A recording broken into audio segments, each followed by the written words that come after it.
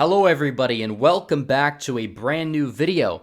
Make sure you like this video down below and subscribe to the channel if you are new. So, God bless Texas. Great news out of Texas today. 3 major cities in Texas, Republicans, the conservative candidates went 3 for 3. And I'm going to explain why that's good news in this video. We're going to analyze each race, saying that the energy shift, it's back on. New Mexico, that was an outlier. It seems as if Republicans' local offices, most special elections, are doing extremely well, especially in these swing districts and contested races, and I'm going to explain why.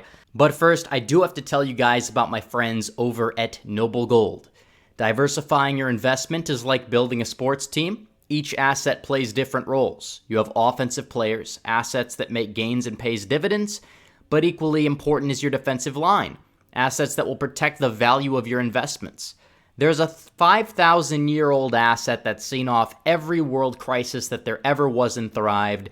Gold and precious metals, the oldest hedge against inflation and disaster, your stability insurance. Put it into an IRA. You even defer the tax on all the gains until you retire, so you get compound growth on everything. That can add extra thousands of dollars to your fund over the years, and you'd have stability, peace of mind that you've made the right choice. Take out an IRA with Noble Gold this month, and along with their first-class service, they're gifting a 10th-ounce gold bullion American Eagle coin. To find out more, go to their website, noblegoldinvestments.com, or call them at 877-646-5347. Again, noblegoldinvestments.com or 877-646-5347. Javier Villalobos winning the McAllen mayoral election. This is big-time stuff. He did it by a couple hundred votes or so. He won by around 3 points. Now, people are going to say, well, that's, barely an election victory. Why is this such a big deal? But it's McAllen, Texas. McAllen is a city that's like 85% Latino. And it's not like a small city either. I mean, the city has 143,000 people and growing. And when you look at it, 85% Latino, not exactly a city that has been very favorable to Republicans until very recently. And you could look at the precinct map. This was the change map in McAllen in 2016. It took massive shifts to the right across most, if not all, of the precincts in the city. And it still, voted 60-40 overall in the city for Joe Biden. So the fact that they elected the former chairman of the Hidalgo County Republican Party is big news. Now, I wouldn't say that he's necessarily the, most based Republican when it comes down to all of the issues. He is, a run-of-the-mill guy. But the fact that a conservative still won the mayoral election is very good news in the city of McAllen. So you see this massive shift among Latinos in South Texas, the Tejanos across the Rio Grande Valley coming out big.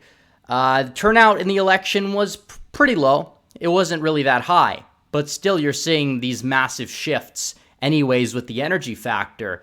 And it shows that the 2020 Latino movement to the right, maybe it's not a one-off. Maybe this is actually a permanent trend that we are seeing in places like South Texas. Again, McAllen, Texas has a lot of second and third generation Latinos. A lot of them are Protestants and Catholics. Culturally speaking, may not exactly like the way that the left is moving. Therefore, they're trying something new, and they voted in larger numbers for Trump than they have in pretty much every election cycle for a Republican. And now the statewide local races, they're now even electing Republican mayors. That is great news. Now, it's not just McAllen. That was not the only election victory that Republicans had last night, because you talk about the great city of Fort Worth, city of 800,000 people, very big city. This was an open seat. And Maddie Parker, the conservative candidate, defeated Deborah Peoples by around 7 or 8 points. Deborah Peoples was a pretty far-left individual. Maddie Parker gets the victory in this race. Now, people are going to say, well, Fort Worth has been red for ever at the mayoral election level, and that is true. However, this was an open seat. The Rhino in years past decided to retire, and then Maddie Parker comes along and wins the Fort Worth mayoral election. That is a very, very good sign. And we can look at the map here. Look at Fort Worth. it's moving to the left. So the fact that Republicans still had a good showing in the city is a pretty good sign. I mean, Fort Worth, if you look at the change map from 2016, a lot of the residential areas did move vastly to the left, but you did see a lot of Hispanic neighborhoods take a sharp turn to the right in Tarrant County, which is why it didn't move as far left as places like Denton County or Collin County in the state of Texas. So you see this movement to the right in Fort Worth even. You see the fact Republicans won an open seat. Obviously, if it was the, former Rhino getting reelected, it really wouldn't be that big of a deal. But the fact that it's an open seat and the Republicans won it by a likely margin in a big city in Texas, and the part that's not really urban is fairly suburban, that is a good sign. Also, it didn't just stop in Fort Worth. We have to look at Arlington, another big city. Jim Ross defeated Michael Glaspie for the mayorship in Arlington. Arlington is home to, I believe, Six Flags. It's home to the Texas Rangers, the baseball team. It's home to the Dallas Cowboys, the NFL team. And Jim Ross, the conservative candidate in the race, defeated Michael Glaspie by roughly 10 percentage points or so. That is also good news when you look at the city of Arlington. The city of Arlington, it's moving to the left as well, besides the, few Hispanic neighborhoods that took a slight turn to the right. When you look at the 2020 election results in Arlington, a lot of it was blue. The city was blue. And a lot of this red here you see wasn't even technically in the Arlington city proper even. So the fact that Republicans did well in the city of Arlington, the city of Fort Worth, and the city of McAllen, Texas, I mean, that's incredible. You talk about Texas, they say it's moving to the left, but Republicans seem to be energized. I think in the midterms, they're going to do very well in Texas. I think that they're going to win the governorship by 10 points or more, whether the nominee is going to be Greg Abbott or maybe even Allen West. Allen West, I believe, is resigning from his position as chairman of the Texas GOP, and many people are speculating he may run for governor in the state of Texas. And he may primary out Abbott successfully. How big would that be? I mean, you may see Texas having an America First governor that will probably win the state by around 10 points or more in the 2022 midterms. That is big news. You see this movement and the energy across the Dallas metro area. It could be turning a corner for all we know. I mean, if you want to look at the map here, look at the change from 2016. We talk about Houston, which is Texas's largest county, is Harris County. It didn't really move to the left that much more. Only moved to the left by 1 point or so, which is less than the national environment moved left. So technically, Houston trended red.